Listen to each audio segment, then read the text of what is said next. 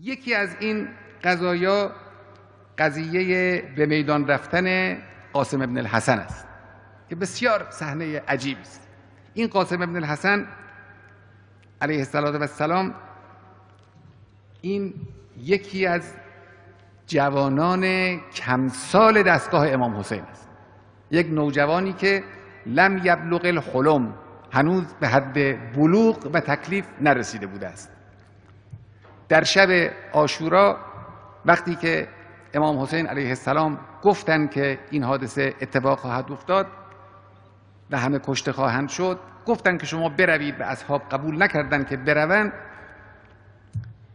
این نوجوان 13-14 ساله عرض کرد که عمو جان، آیا من هم به شهادت خواهم رسید در این میدان؟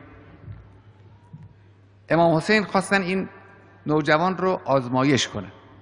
گفتن که عزیزم، به تعبیر ما کشته شدن در ذائقه چگونه است؟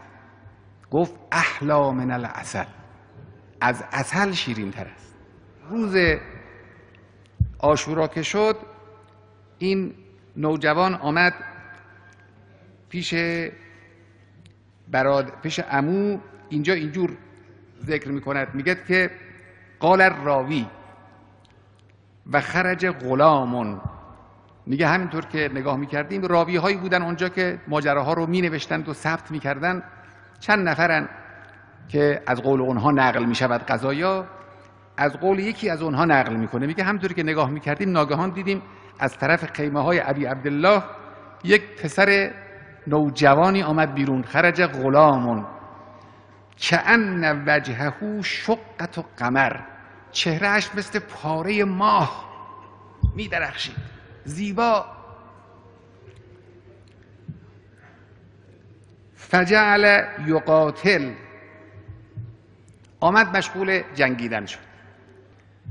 فضربه ابن فضیل الاسدی علی رأسه ففلقه، فرق این جوان را شکافت. فوقع الغلام لوجهه، پسرک با صورت روی زمین افتاد. و صاح یا اماه، فریادش بلند شد که عمو جان.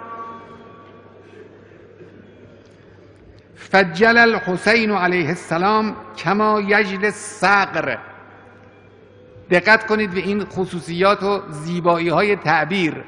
میگه ناگهان صقر یعنی باز شکاری. میگه حسین علیه السلام مثل باز شکاری خودش رسوند بالای سر این نوجوان.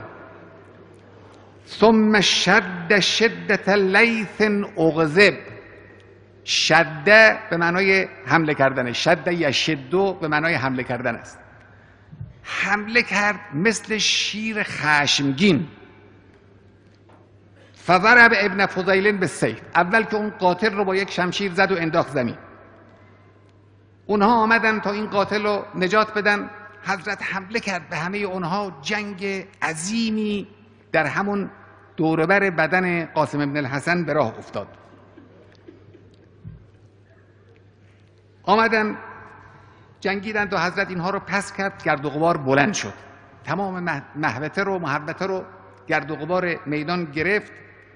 بعد میگه قال، راوی میگوید منجلت القبره، بعد از لحظاتی گرد و غبار فرو نشست. این منظره رو که تصویر میکنه قلب انسان رو خیلی میسوزانه.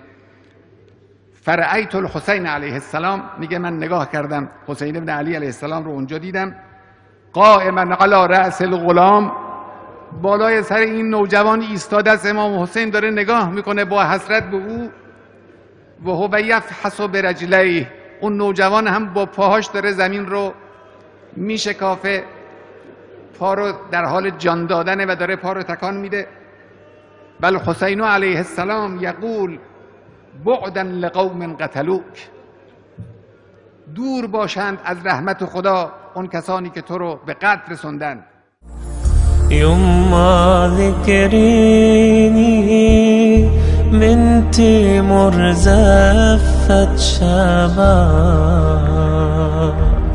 للعرس محروم حنيتي دم شمعت شبابي من يطفوها،